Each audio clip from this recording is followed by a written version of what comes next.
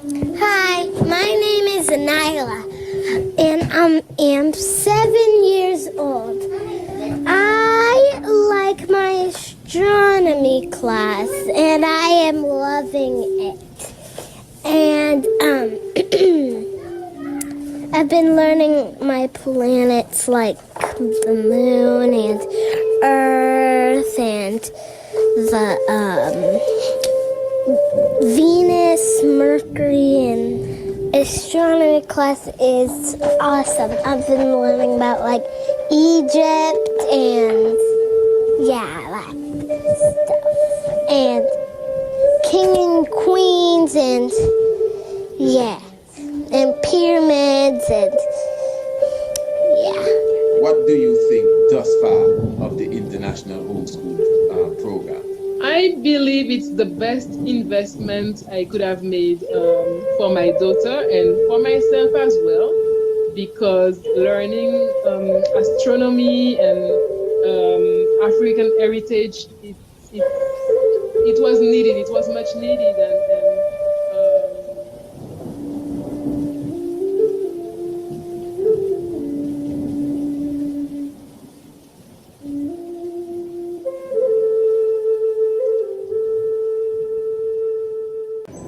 The major thing the Portuguese wanted at the time was gold. And the story says the rate at which our locals were giving out the gold gave them the impression that the town could be in abundance of it.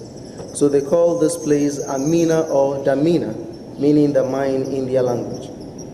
It was this word that could not be pronounced properly, so then it was corrupted to today's word Elmina, and invariably it became the name of the town.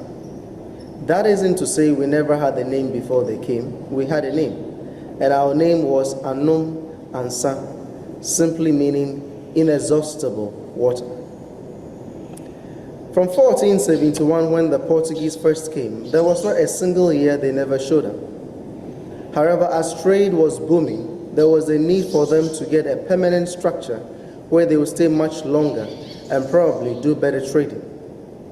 So by command of King John II, the Portuguese, led by their captain called Don Diego de Azambuja, they came to see the chief of the town called Nana Kwamina Ansa. They negotiated for this plot of land, and they had the castle built. It is on Yeah, record. we give thanks, blessed love family, for your presence with us. Give thanks for the life giver and the keeper, Emperor Haile Selassie the First. I welcome you into the lair.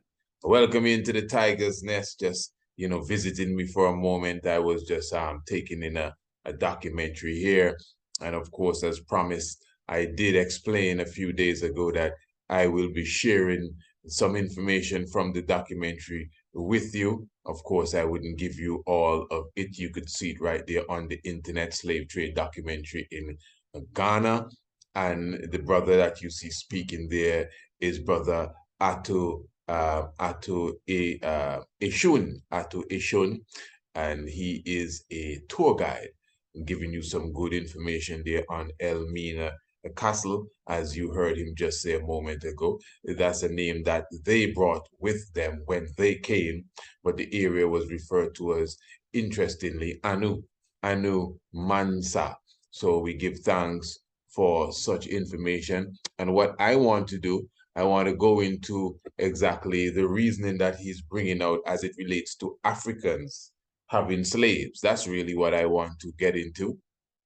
And since we are approaching that part of the video, I decided I would definitely come forward and touch you with this aspect. As I also promised, I will be giving you a good idea of exactly what will be taking place this year for Patriots Day, which is the 3rd day of November 2022. Of course, annually we do this.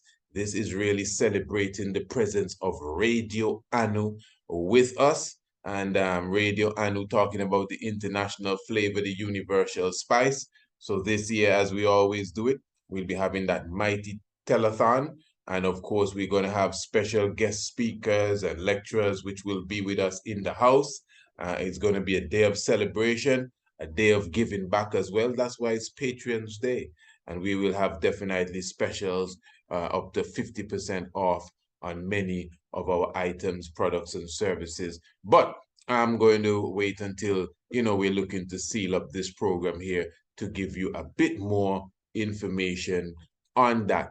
And before we go thus far, let me just remind you of this evening in the Tiger's Nest, talking about the 4th of October, this evening in the Tiger's Nest, 7 p.m. sharp, we're going to have the good brother Ras, Dr. Emmanuel with us. Ras, Dr. Michelle Emmanuel. And of course, he will be definitely sitting with us and giving us some good vibration. Coming out of the University of the West Indies, Jamaica, Mona campus, we'll be talking about cannabis and the science of the cannabis, of course, and of course the spirit of the cannabis and many other things as it relates to the cannabis. So we're just looking forward to that. And of course, interestingly, our heart reaches out to Brother Ras Wayne Rose as well. Definitely, I see the unfortunate incident that would have reached himself and just the whole Ubuntu movement. Well, I see it has become public, so I will just take the opportunity to just reach out to him as well. He was a visitor in the Tiger's Nest just a week ago.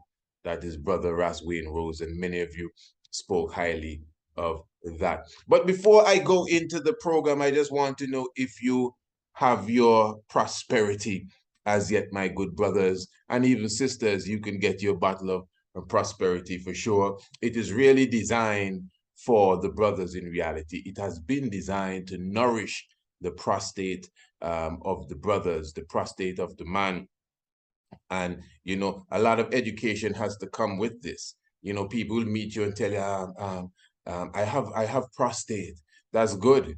You know what I mean? I hope you keep it forever and it doesn't come out. But you see, a lot of us, we only learn about the prostate, coupled with prostate cancer. Let's just be honest.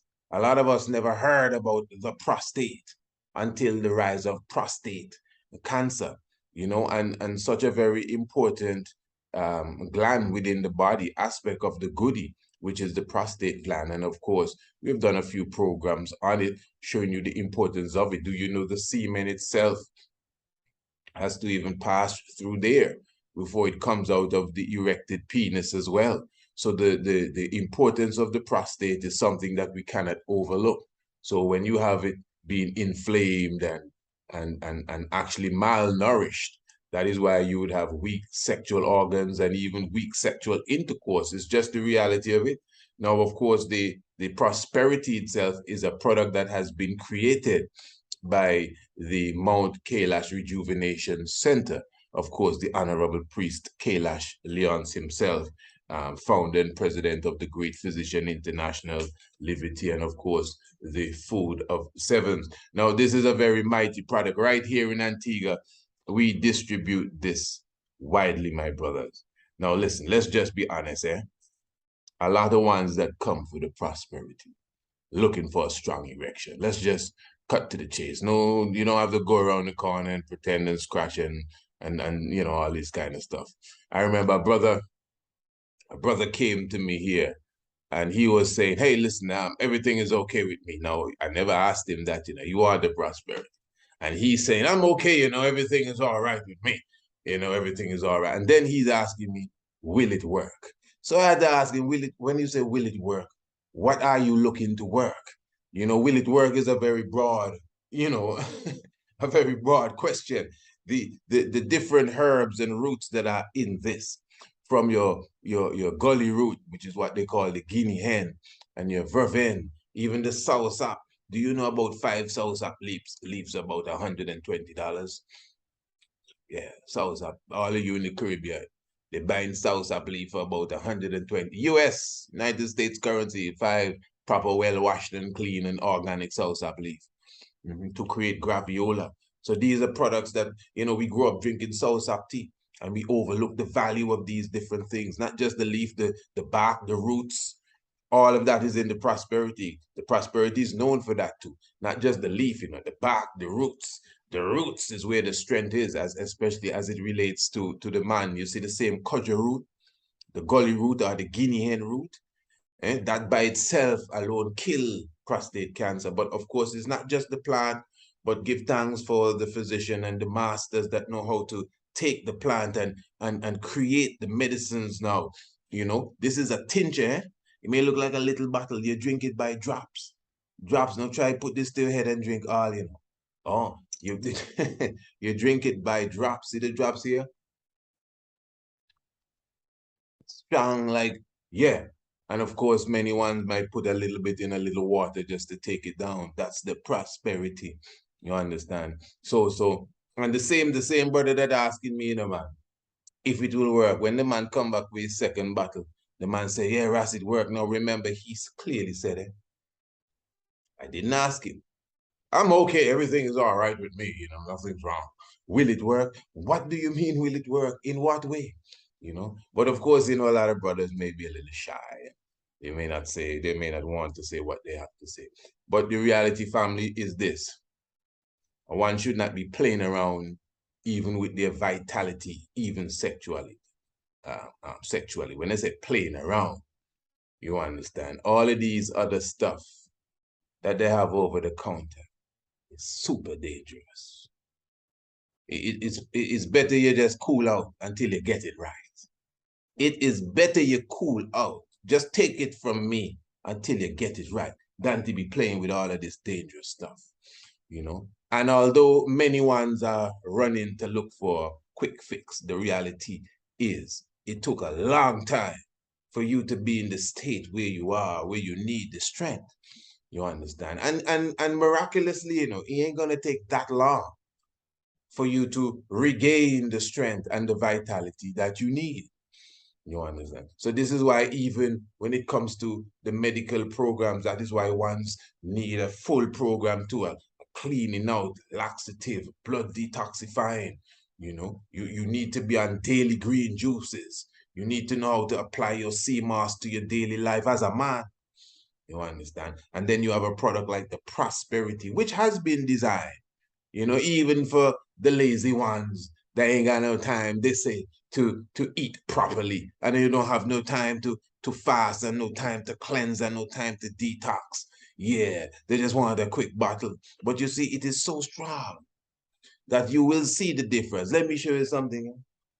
We have a brother there that is 72 years old. 72 years old.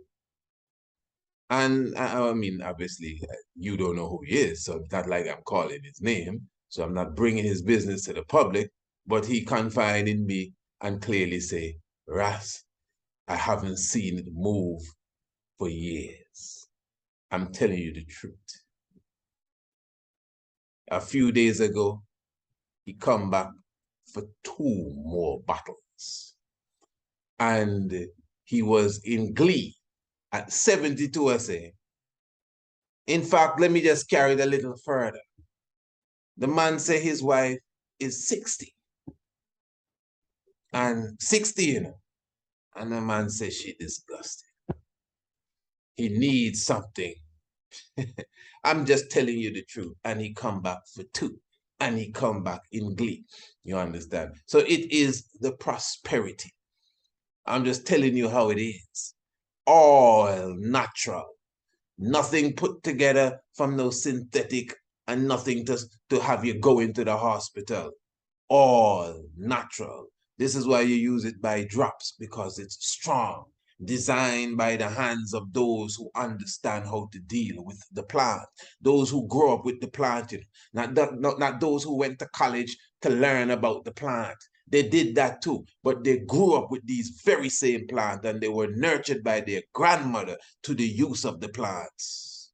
And this is why we could have a product like the Prosperity specifically to nourish the prostate gland. So wherever you are internationally, family, you could definitely get your Prosperity delivered to you, And as I said, the brother came back for 2, so you may want to order more than 1, especially if you got to leave here and come to you there, wherever you may be. You may be in Germany, you may be in the Netherlands, you may be in Manhattan, you may be in San Francisco, you may be in Colombo, you may be in Guatemala, wherever you are, and you need your prosperity, just contact us and you could definitely get your bottle 2, 3, or 10, whatever the case is. And of course, fortify yourself fully and naturally. You know what to do. The contact is in the description below. You don't know, email preciseacinstitute@gmail.com. Wonderful. All right. So you came in and you met me, for those who may be just coming into, you came in and you met me looking again at this documentary directly dealing with the slave trade in Ghana. And the good brother Ishun or Ashun, Atta Ashun, the tour guide there at Anu Mansa, also known as the Elmina Castle. Well, that's the castle, but the area is Anu Mansa. He is giving you an idea of how the Portuguese came into this whole slave trade stuff. But what he's going to do now, which is really what I want to highlight, he's going to explain to you exactly what the concept of slavery amongst the Africans was all about. Because, you know, people like to, oh, Africans had slaves as well. Somehow, the house Negroes, remember previous night on the Tiger's Nest, you know, last night as they call it, previous night on the Tiger's Nest on Radio Anno, 7 p.m. sharp, every night. Remember we were highlighting Malcolm X talking about the field Negro and the house Negro. You remember that? Right, good. So some of these house Negroes, they are quick to bring up in conversation for whatever reason. Sometimes it's not even the subject. Oh, Africans sold Africans into slavery. That ain't got nothing to do with why lions are born with spots in it. But they just feel threatened by whatever, that they just have to say that. I see it all the time. Well, you know, Africans had slaves as well, you know. Hear this one here. Hear this. A black man looking at you and tell you, well, remember, slavery was legal. Now tell me, and them Negroes have degrees and spent 5 years in Princeton, you know, and all of them stuff, and come back here with glasses on the face, you know, telling you that slavery was legal. Now, what you supposed to think about that kind of person? Slavery was legal to who? The Europeans invaded Africa. When von Bismarck and these ones sat around the table in Germany at the Berlin Conference in 1884, 1885, and they took Africa like a cake and they sliced it up. That was legal to them, but that wasn't legal to the Africans. So you mean to tell me when they come in on us, we're supposed to run, what are we supposed to do? Just stand up and put your hands up in the air? Don't run, don't shoot back. This is legal. On the order of Her Majesty, this is legal. We have it in paper here. So if you fight back, you are in problems. You could be court-martialed, whatever the case is, because it's legal. It's legal to them. It's not legal to us. But only a house Negro would say something like that. Yeah. Africans sold Africans into slavery. Yeah. You better wear your mask. Yeah. Yeah. So what he's going to do now, this academic debate about Africans were practicing slavery before they came across the Europeans. As I said in the program that we did on the Tiger's Nest on Radio, yes, the Africans may have had some sort of activity that they were engaged in.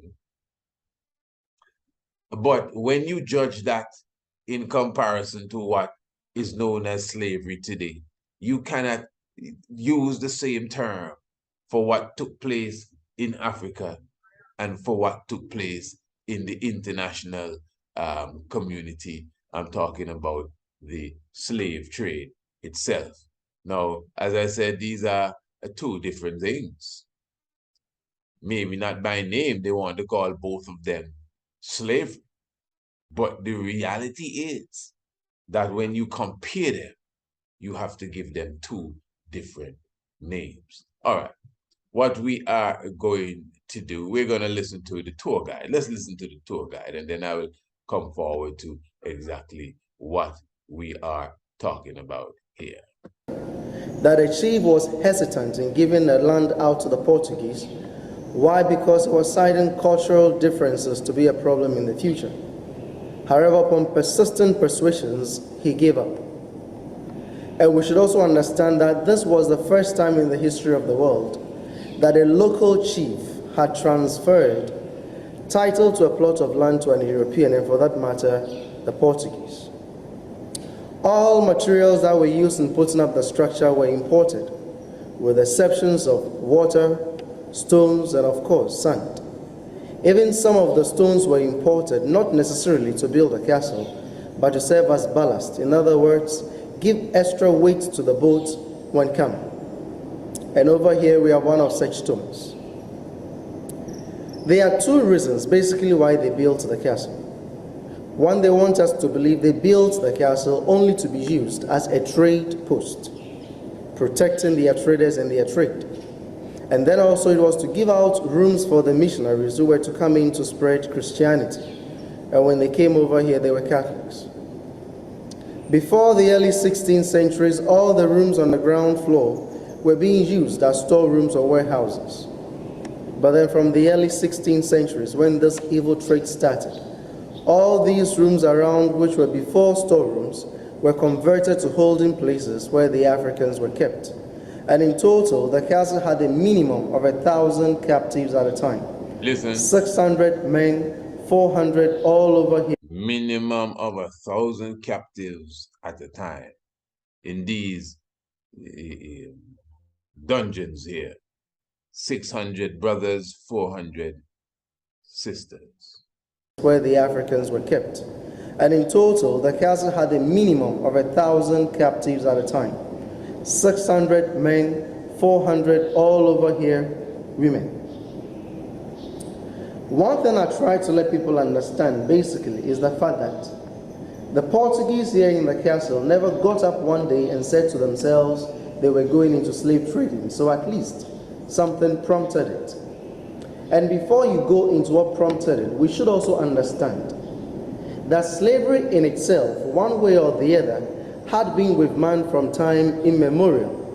And for that reason, the Africans in themselves had an idea before the foreigners came. But then how the system was structured in our culture... You got what he said? He's saying slavery has been with us from a long time immemorial in one way or the other. Yes, this is his outlook. And then he's going on to say the Africans had an idea of it before the Europeans came. Okay, he's wording it very interestingly to me, but let's just check what he's saying though. Memorial. And for that reason, we should also understand that slavery in itself, one way or the other, had been with man from time immemorial. And for that reason, the Africans in themselves had an idea before the foreigners came. But then how the system was structured in our culture was not the same as introduced. In other words, the person that was perceived to be a slave over here ought to be seen as a servant. Why? Because this person in most cases had rights. He could marry, raise free kids, acquire properties, pay the price when he said he would be a free person. It was very difficult to identify a slave from a free man because almost same way, he was sheltered, clothed, and fed. Now, you got that. It was very difficult to distinguish a so-called African slave from an African freeman in the African system of so-called African slavery. So follow what he's saying good, you know. He could marry, he could raise free children. So not because he's enslaved mean the rest of his family have to be enslaved. He could marry and have free children. Listen to it good. One way or the other, had been with man from time immemorial. And for that reason, the Africans in themselves had an idea before the foreigners came. But then how the system was structured in our culture was not the same as introduced. In other words, the person that was perceived to be a slave over here ought to be seen as a servant. So the person that is perceived to be a slave in the African sense ought to be seen as a servant. Why? Because this person in most cases had rights. So unlike unlike slavery, the slave trade, the transatlantic business and Jim Crow and segregation and the whole heap, even after slavery, black people didn't have no rights. But in this so-called slavery in Africa that the house Negro like to say we used to practice, the so-called slave had rights. And let me just, before I go any further with that, you see the reason why we are using the term so-called and I'm purposely keeping it alive is because we got to be realistic. All of this is a part of the reverse psychology.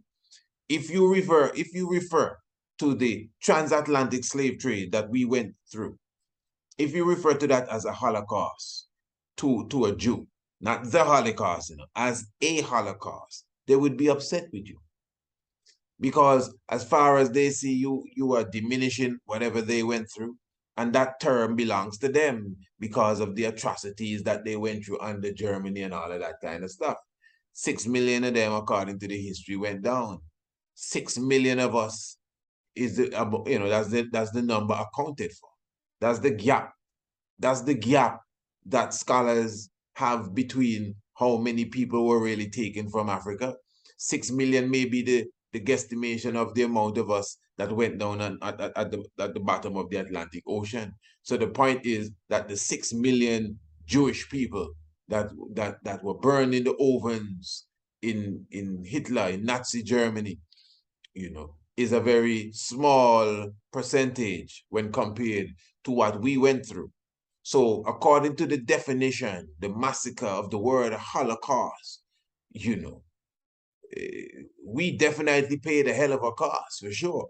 So if what they went through is a Holocaust, we went through a super Holocaust by the definition of the term. So what I'm showing to you now is that if we're using terminology, what is called slavery, the atrocities of kidnapping black people from their land. Remember the sharks, I have to bring this up all the time. Marine biologists clearly have explained, you've seen some of these documentaries that we've showed already. Marine biologists explain that the history of the sharks passage has changed because of the slave trade, the triangular slave trade. Because sharks were following the boat knowing that they're getting a steady breakfast, lunch, and dinner. So about 6 million of us went to the bottom of that Atlantic Ocean business for different reasons. Some of us jump overboard. You don't know when you're sick and crippled and you're too old and bones showing that they shackle all of you all together to a big ball, about 20 of you, and just throw the ball overboard. And the real thing, that's just the beginning of it, all them times we don't even know where we're going. And then to reach in the distant land, and you've all seen the atrocities of the enslavement. You all understand. You've seen the movie Sankofa. You've seen Roots. You've seen Uncle Tom's Cabin. You have an idea of how we were treated. You have an idea of the brutality that came upon us. All those pictures that you see of lynching and hanging and all of that, and swinging in the breeze and southern trees and all of that, poplar tree, and yeah. Do you know that that was done after emancipation of slavery?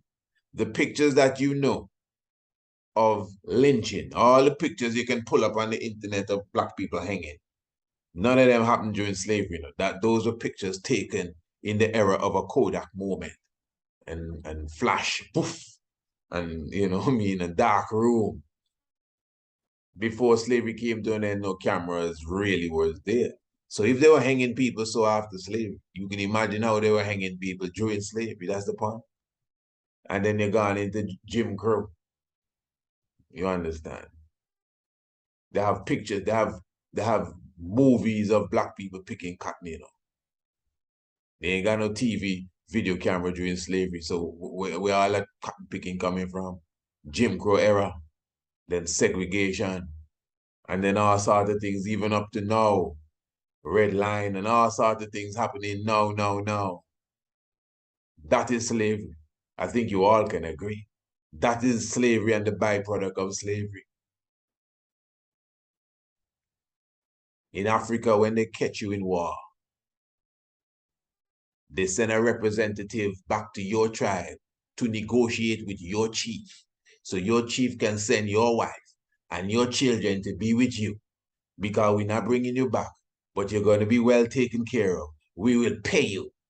And when your time comes, you can stay here if you want. You can even join the royal family. Now tell me, how you going to call that slavery and still call what we went through under the hands of the colonialist slavery?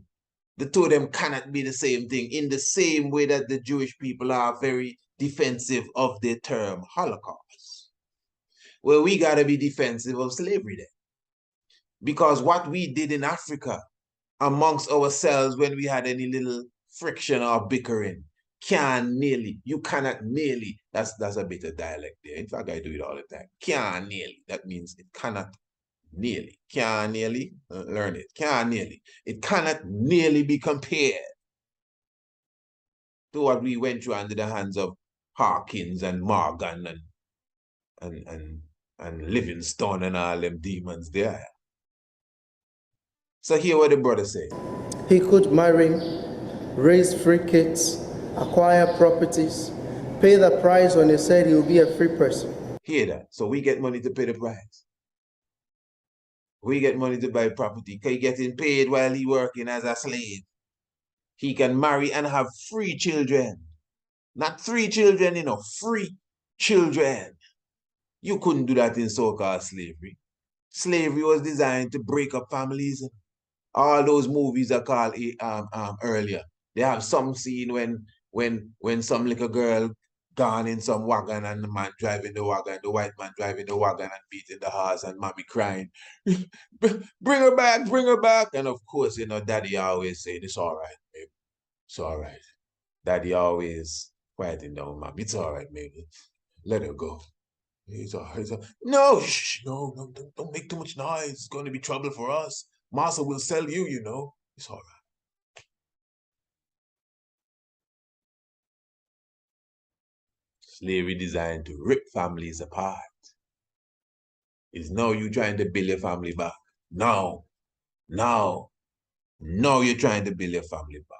Where great-grandfather name? Okay, well, some of you may have the answer. Give thanks to those who have it. Many don't. Slavery was designed to rip family apart. Imagine you catch a man and go to the man's village and ask his chief to send his wife. Now what, and that is enshrined in your constitution. That's the rules of war. Talk about a civilized people. It was very difficult to identify a slave from a free man because almost same way he was sheltered, clothed, and fed. And one thing that happened to the system that was even unique was that this so-called slave could shift from being a slave to a royal. And after that, he can shift from being a slave to a royal, the so-called slave, as he rightly put it. And one thing that happened to the system that was even unique was that this so-called slave could shift from being a slave to a royal. And how could that happen? When the man proved to have managerial ability or military skill, he could become the caretaker of the master's household, and descendants of such were royals. Women got married into the system, they ceased to be slaves, and from then had royal descendants. In Ghana here today and now, we have so many chiefs in their various villages, communities, and towns whose ancestors, as a matter of fact, were not royals before, but so-called servants or slaves. And by dint of hard work or getting married, descendants all over are chiefs. So he has proof of that. Historically, those who are even royals today, when you track back their history, they know their great-grandfather. They were actually, quote unquote, so-called, as they call it here, slaves. But because of, the right process and whatever they went through, they're now free. Not only free, they're part of the royal congregation. He could become the caretaker of the master's household, and descendants of such were royals. Women got married into the system, they ceased to be slaves, and from then had royal descendants. When women married into the system, they ceased to be slaves and then automatically got royal descent. How can this be slavery? By definition alone, this is not the same thing. This is so far. This is like on the opposite side of the globe of what we have come to know as slavery. In Ghana here today and now, we have so many chiefs in their various villages, communities, and towns whose ancestors, as a matter of fact, were not royals before, but so-called servants or slaves. And by dint of hard work or getting married, descendants all over are chiefs. And partly because of that, here in Ghana, you dare not refer to anybody as a slave. If you dare do that and they get hold of you, if you are not made to slaughter a cow to pacify No, you hear that. You hear that. So they already, they're up to the standard that we are promoting here. That you can't refer to nobody as no slave. They almost ready to take you down. Because it is, and that's why we know, we in the diaspora region as we are at the moment, it's easy for us to talk them just there. Oh, Africans had slaves, and we have no idea of the system, the domestic system, the communal system. We have no idea, of how we handled each other when we had conflict and friction.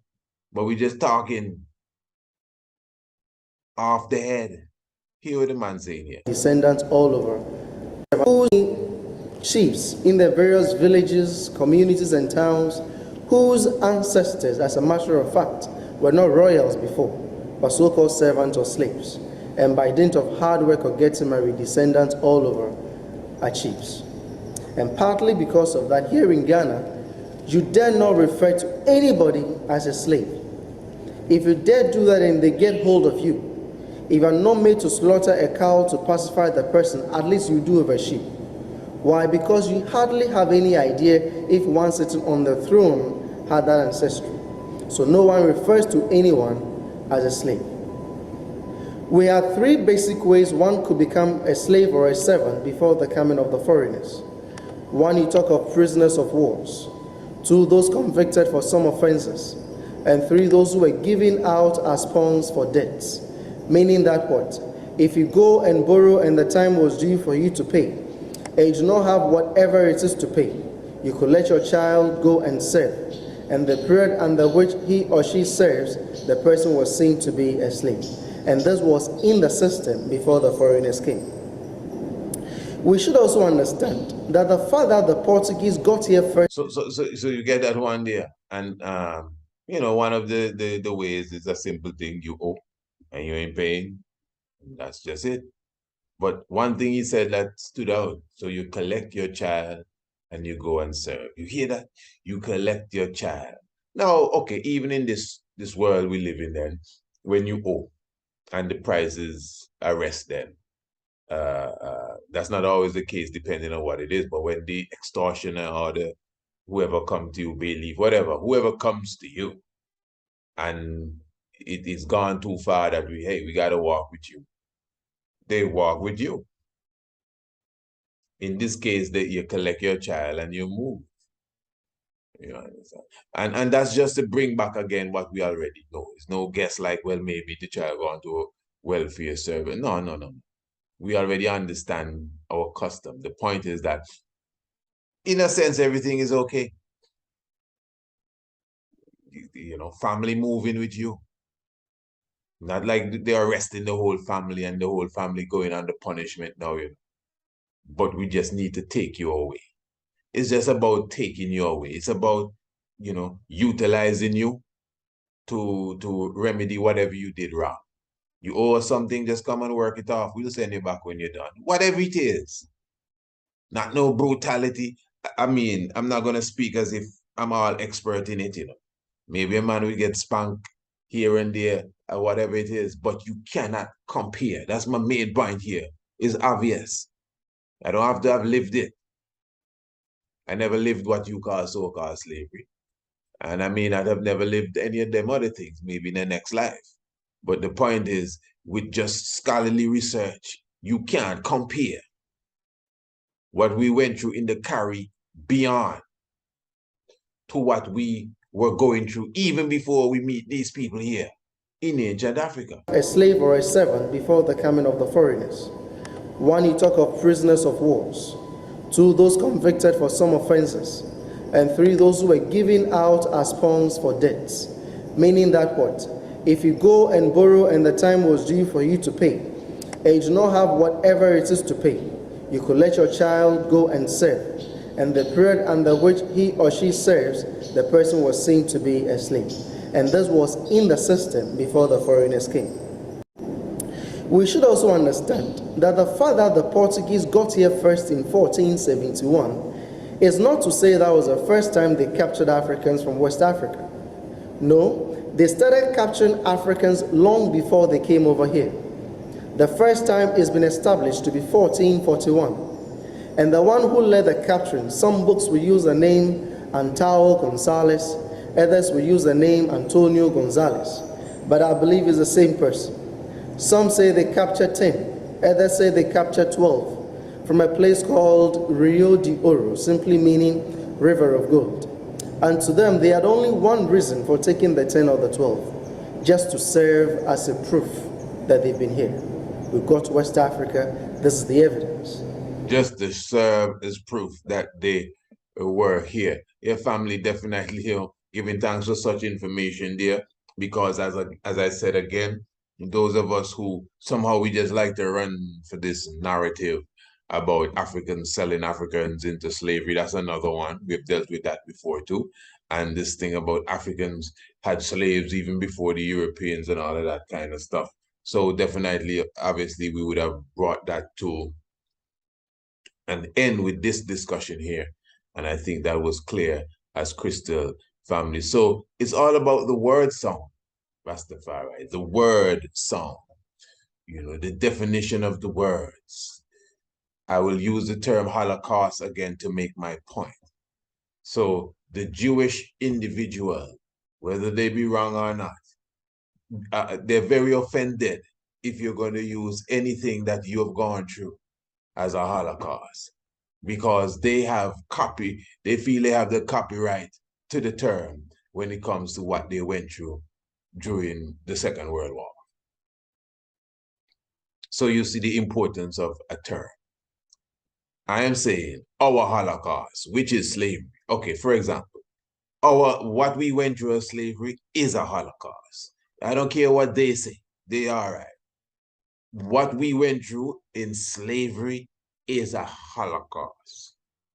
What this brother just explained as slavery in Africa, that ain't no Holocaust. Is that a Holocaust? Is that a Holocaust? Exactly. So it cannot be slavery. It's either you're going to change the term for what we call slavery, or you're going to change the term for what we did in Africa that people trying to call slavery. Africans held slaves too, and this is where the thing gets confused. So now, if I'm going to say that's not true, you're going to tell me, oh, and you say you're this historian, oh, you have your facts wrong, oh, you just like to bury your head in the sand, oh, I can prove it. It's in this book and that book. I know, I've read this book and that book too, but I'm more than just a historian. We got to look at this on a psychological level. That's what I'm saying. That's like when people come and say, oh, Haile Selassie praise Jesus Christ. I can prove it. I read it in a book, and then they bring the book and they say, look it here. Look, Haile Selassie says, and Jesus something, something. But you see, it's good to have knowledge, but understanding. And all the knowledge, get some understanding. Some of us, we know a lot of things, but we don't understand or comprehend or understand what we know. Yeah. But anyway,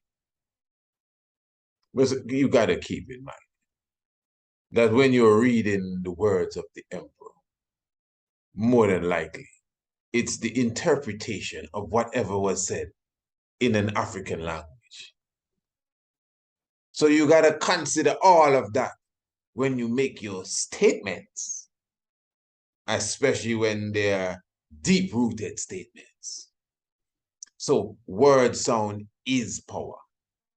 It's not semantics, it's power. Yeah. So Africans, let me make this bold statement now. This may sound unscholastic and unacademic, but after we went through that, especially with the understanding of words, let me say this now. Africans never had slaves. Okay, give thanks. Now, give it thanks. So yes, family, give thanks once again. Let me just remind you, where is my bottle of my prosperity there? Oh, here it is.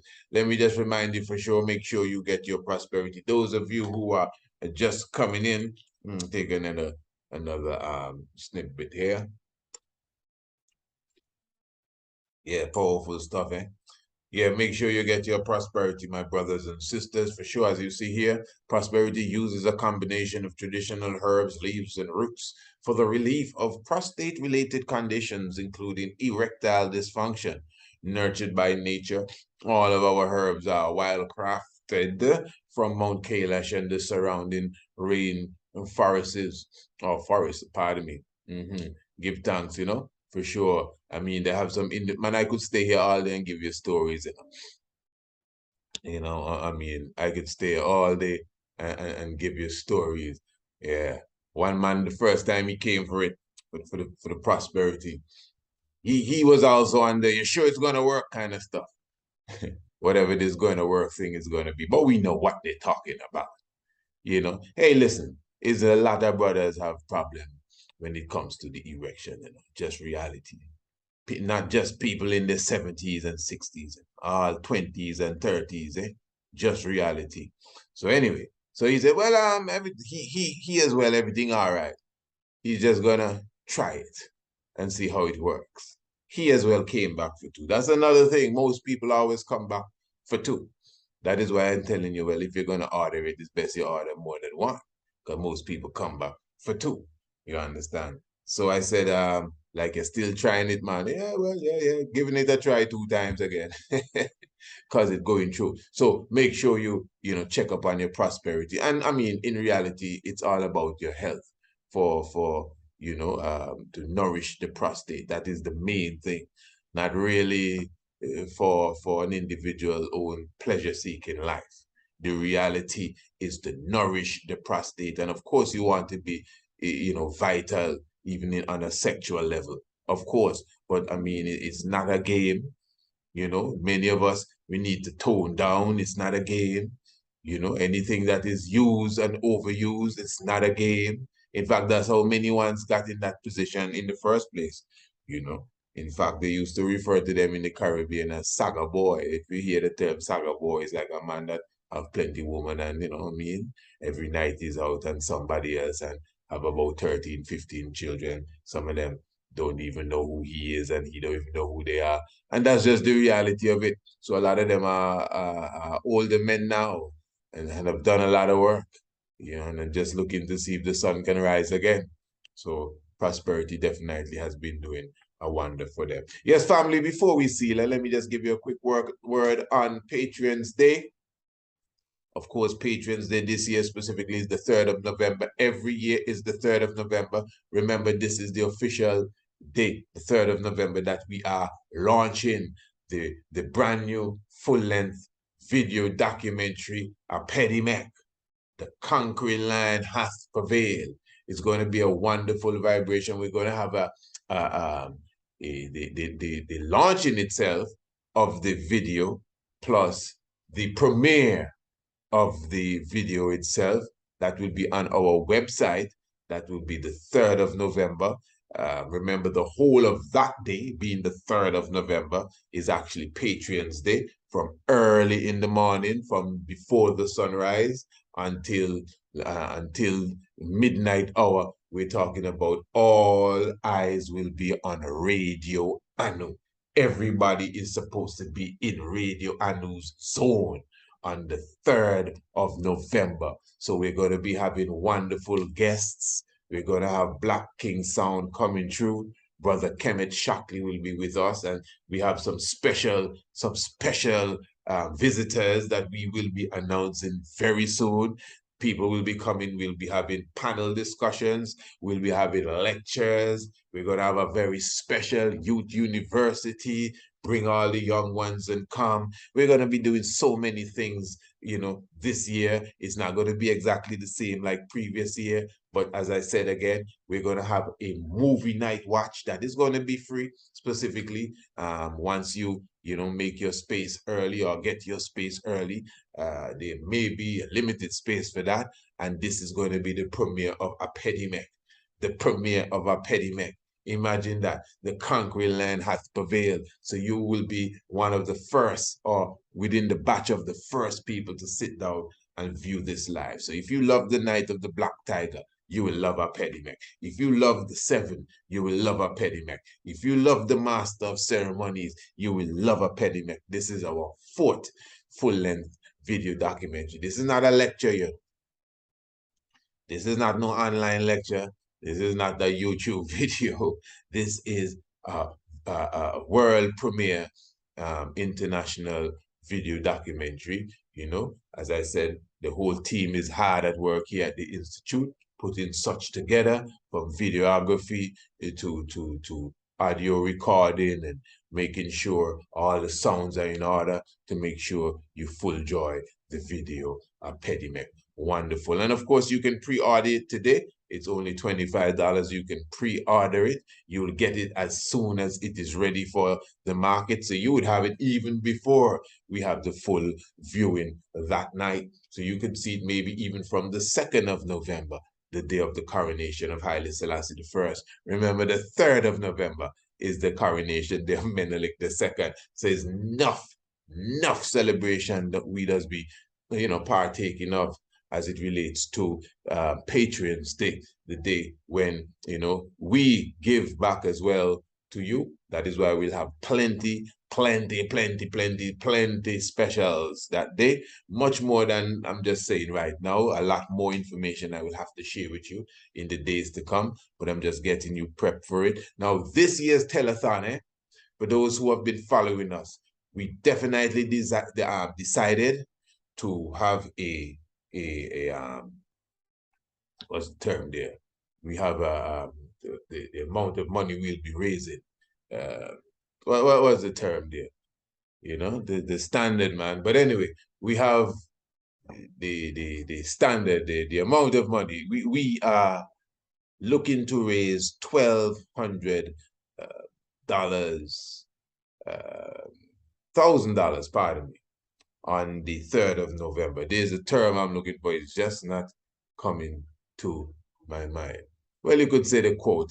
That's the quote for the day, the telethon. Because you see how you really run the telethon now. Specifically, there is a target. That's the target. Beautiful. That is the target. That's the target. $12,000 for sure. All of you who are subscribers to the Tiger's Nest, I definitely took my time to explain that to you. And remember, all of this is going towards the annual essay competition. Of course, every year we do the essay competition for the young ones. Previous year, well, this will be our 10th year, if I'm not mistaken. This will be our 10th year going into the essay competition. It has always been on a national level. Previous year, we attempted to do it nationally and internationally. The funds were not, we did not raise the funds as such for us to do it on an international level, but as always, the national level went through. I wouldn't take all that time tonight, but I've taken the time to from my heart, express to those who listen and follow the works that we do, the importance not just of the essay competition, but why it is done and things of that nature. Just what we do in general. It's obvious it's about reaching the mind space, heart space too, but the mind space of our people. The younger generation for sure. We target those from 7 to 17. For the art competition, we target those that are toddling. From the toddlers, creepers, even those we target for the art competition. That is a competition we do on and off. That is done every December. We utilize these peak seasons that people admire, African History Month, and even what they call Christmas. So during the so-called time of so-called Christmas, we ask the young little children to paint a picture, an African version of Christ and his mother. People would come back and say, so you want us to paint a black Jesus and Mary? We never said that. Nobody said that. Listen to me good. We want an African version of Christ and his mother. So if they bring a painting of Isis and Horus, that will work because that's an African version of Christ and his mother. And again, you see all of these extracurricular activities that we put in motion is to stimulate the mind of the young children. I'm telling you, on the ground where I am, there's nothing going on. Nothing going on. Nothing going on to stimulate the mind of young children to know Afrocentricity. Even those of us who are part of conscious groups and this group and red, gold, and green group, we don't have nothing going on. I'm not dissing nobody, I'm just telling you the truth. We have no programs. I'm not dissing no one. I'm just telling you the truth. Nobody has thought within themselves, well, let me take some of my own money. Or let me try to raise some money and create something so the youths don't go astray. Straight up. So that is why we have the essay competition every year, unbroken. The art competition on and off for different reasons, but we make sure the essay competition is a staple.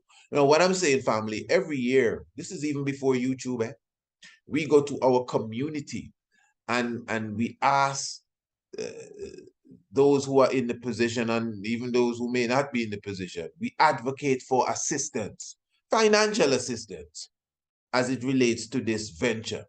You understand? This is a noble venture. I just get cross with anybody that even try to even insinuate anything when it comes to me and my nobility to my works, because everything need money. I'm not no little like pussyfooting around it like, well, and let's try this. I ain't trying nothing. Everything need money. And those of you who say you're conscious, you ain't putting on no essay competition. You know that. And you know that the children need that. So if you see that somebody's doing something that you ain't doing, you're supposed to put your money towards it, or else you and them not on the same team. Me and you not on the same team. If you can see with your eyes that, hey, this work is reaching many people. Every year, by right, especially the first few essay competitions, we have at least 9 children walking away with 9 prizes. What did they do to get the prize? They had to go and look in encyclopedia, especially when it started. At that time, it was more encyclopedia than, a lot of things today. They had to go to the library. They had to go and read up on Ghana Empire and all of that. Because the question is, as it is every year, what does African history and heritage mean to me? You understand? We never change it. So whether it's the juniors, intermediates, or seniors from 7 to 17, different groups, three prizes, first, second, and third for each group. You follow what I'm saying? And these prizes include things like laptops, tablets, video, digital cameras, etc. Things that they desire. Because listen, man, this is a serious game going on here. African history don't mean nothing to them. It doesn't. But if they understand they can win the prize, they can get this and get that. That's why promotion is so important. I'm very serious, family. So what it does, it sparks the mind of a young child to go and investigate African history. Now that they have the Google at hand, what does African history mean to me? What do you think they're going to Google? African history. They're going to just Google African history. That's what they know. They don't know nothing about Nkrumah. They don't even know where's Ghana. They don't know nothing. They just Africa. They just hear about Africa. Tarzan. Well, this may not be that era, but 30 years ago, Tarzan is what they know. King Kong. So they might just Google African history and see what show up. And see what show up. That's why most of the essays, sometimes you read them, almost all of them saying similar things. Africa is where you find the oldest sculpture, Lucy and all of that, because that's what you get when you just Google African history. I'm very serious, family. But you see, the thing is that it may not appear as if it's something necessary now. 10 years down the line, what they did as far as researching for this project might kick in. It might wake them up. If they don't know about it, they can't, be attracted to it. You have to know about it. People talk about love at first sight. So you have your wife and you fell in love with her, as they said, at first sight. Now, if you never saw her, you would have never fall in love with her. If you never saw her, you would have never had the love at first sight, as you say. You understand? Don't get carried away now. I'm using it as an example. So the point is that most children never had the opportunity to even meet Africa. Even children that live in Africa, you have to understand this is more than just the place, it's a concept, the education system, the whole culture has been destroyed at home and in the diaspora. So this is why, as minute as it may be, we have decided in our little part to create this system, which is now to me an institution unto its own, the essay competition, that done bust the decade barrier. And not just bust the decade barrier of consistency, of dependability, of accountability and transparency. The essay competition I'm speaking of. So this is why we've brought it on this level now. Last year was the first time we did this, that we called for a telethon now. Because I think I have proven myself when it comes to this specific project. And it's a very important project. Anyone that's conscious, this is war, As Brother Kemet Shockley says, this is war. This is one of the best weapon we have in the war, our essay competition. Me personally, I'm talking about. I have a few others. But this year, I bring this out every end of year. Bust some heads. You know what I mean? Bring the ammunition. It's war. So what this does, it wakes up the children. So you're trying to get the children to have some level of appreciation for Africa. Our homeschool program that you always hear me talking about. That's war. It's being strategic. That's why if you have children, you should be on the homeschool children program. I am positive no child can go through my homeschool program, specifically the African program, and do not come out the other end and have a bit more of a intense appreciation for Africa. Impossible. Impossible. I'm not even talking about the biology. I'm not talking about the astronomy. I'm talking about the African heritage program that I have designed. When you leave that program, the child is supposed to have a deeper appreciation for the Afrocentricity. That's why it was designed. My heart is in this, family. I don't do this as no game. It does, to be honest, it does irritate me sometimes when I see some of us have this like a game and they think I'm in this like playing with them. I leave the playground long time, man. This is liberation, we just using these tools for the liberation. If it was another war, we would have used them tools too. We don't come to play. So I am saying for you who are serious, on Patrons Day, we have our telethon. We have a target of $12,000. And this is the budget for our essay competition and the art competition. If we don't make that target, we still go on the street and advocate for the rest of it. And if we don't get it, we take our own money and fulfill it. And there has never been a year where we have not had to go into our own privy purse and finish the job. Never. In cases, they have few cases too, where I and I would have just do the whole thing. Maybe the time went and we didn't get a chance to reach out to the society, but we make sure our essay competition go out. You understand? Not for my personal children, you know, for people I don't even know, but just to make sure, because it's more than just the essay competition. What comes with it? The prize giving ceremony, the media time is very important. When children can go on the media, and those who won and read their essay, and even prior to that, I'm invited or I pay for the radio time to go on different popular, morning programs and afternoon programs, and it gives you a chance to express Afrocentricity to your society. All of that is a part of the work.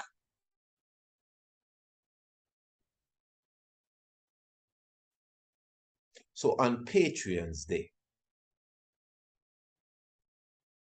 we intend to raise $12,000. We're not just having a telethon to raise money. And you will help us to do this and help us to do that. No, we're not in that. Sorry to make it sound so harsh. You know me. As I said, we have a brand new video documentary coming out, Epidemic. It's $25. We sell. I am a seller. I sell. Some people, I don't know, that some like that trouble them. I sell. So we're just selling prosperity. I sell. Make sure you order it, eh? Okay, make sure everybody in the household happy. I sell. We sell books. I write in books. Sell. Program services. Sell. You're supposed to be selling too. We don't come and beg and put something in the donation box. You know that's not our narrative. But because this is a work that and this is also for all of us to come alive when it comes to our responsibility, because our responsibility is to spread the gospel. That's what Christ said. You're with me? Yes. Well, your job is to spread the gospel. So when you see it being spread, and you know to yourself, boy, I would like to do that too, but I have to carry the children to school. And then I have to be on the job for 9 o'clock. And between that and volleyball, I ain't got no time to do what he doing. Nothing wrong. But my heart with him, I hear you. I hear you. So what you supposed to do now to ensure you're on the team is to assist what he doing that for whatever reason you either can't do or you don't have the time to do. Well, just see what he need to do that. Let me assist. That's how we are supposed to think. That's serious, you know. If I didn't teach you this, I would be leaving out something, when it comes to the lesson. Some of us, we don't want to say this because we don't want people to feel like, oh, it's money he asking for. Sick. We ain't asking for nothing, eh? We are asking, what we're asking for is for us to love our youths. So again, you can see with your eyes, this is a program that has been running. And there's transparency. You don't know how it is. When we get all the prizes, we bring it right here and we show it to you. The winners, they come and they talk to you. You hear the essay read or read. You see the prize giving ceremony and you see the children happy. So it is an institution that we have created, and I'm asking you to partner with me. Those who have partnered with us before, give thanks, but we need to step up. We're supposed to kind of raise that $12,000 by the 3rd of November without any problem. I'm sure that there are 12 of you listening now that can put in the $1,000. 12 of you, as I said before, 250 of us, $50 each, cover that $12,000. if my maths is correct. 250 of us, $50 each. I think that's something like off there. But anyway, it's close enough. Should cover that $12,000 there. So it's not hard. And as I said, 12 people. Come on. 12 people. So I'm looking for you to not only make a donation that day, even your pledge. And we're looking for serious pledge now. We don't want nobody pledge and then we can't find them. These things happen. You pledge, you say, yes, I pledge $3,000, and you're going to get it by the 21st of November. Okay, good. You know, and you keep to the work because your pledge is going down. So at the end of the day, when we tell the people, yeah, we got $12,000, maybe we got 6,000 in cash and 6,000 in pledge. And we don't hope that 2,000 in those pledge don't come around. Family, I'm taking the time to explain this to you so you can see how serious it is. And, you know, I mean, this is something we could decide that, hey, we ain't got to do all of this here. Because this is not about keeping no radio station on the air or none of these things. We can take care of that. This is about us practicing unity now. Let the village raise the child. Let the village raise a child. This is more than just telling the child, go home to your mommy. This is a time when the village is the planet. And those of us who gather together on these social networks, we are and talking and you know, we are like leaders, you know. We're influencers, whatever. If we're not leaders, we are at least that. If I'm not a leader, I'm definitely somebody that influences people. So let's do something with it. Let's help our people. Yeah, different ways, different means, different, you know. So on Patreon's Day, we will be giving back. Almost everything will be 50% off. If it's not 50%, it's going to be more than 50%. And we have a lot of gifts to give away, you know, a lot of prizes that we'll be giving away on that day. It's going to be a day of singing, dancing. We're going to have Black King sound officially in the house again this year. Wonderful vibration. We're going to have let me not say that name yet. We're going to come to that soon. But we have some wonderful visitors that will be passing through with us. And we're going to be having a wonderful and idle time. We intend to have a panel discussion specifically. We're going to have lecture presentations as well. And remember that evening for sure, we're going to have the official launch. This is free of charge. We call it the world premiere of a Pedimec. You know, it's like we all go into the theater together. So get your popcorn and all of that good stuff. We're going to be watching a Pedimec live. And I was thinking of having a showing of the Night of the Black Tiger prior to that, but let's just see how that works out. Everyone should have already had their copy of the Night of the Black Tiger, you know. We have already opened the doors for that when we were giving it away for free on more than one occasion. So everyone, especially those who've been around for a good while, you should have already have a copy of the Night of the Black Tiger, which is our third full-length video documentary, but this is our fourth full-length video documentary now, a Pedimec. I'm definitely excited about a Pedimec. I'm looking forward to a Pedimec. Remember, you can definitely make your pre-order for a Pedimec.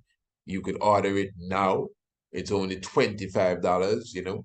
I don't know, the price may go up afterwards. I would have to get that from the directors as it relates to that documentary.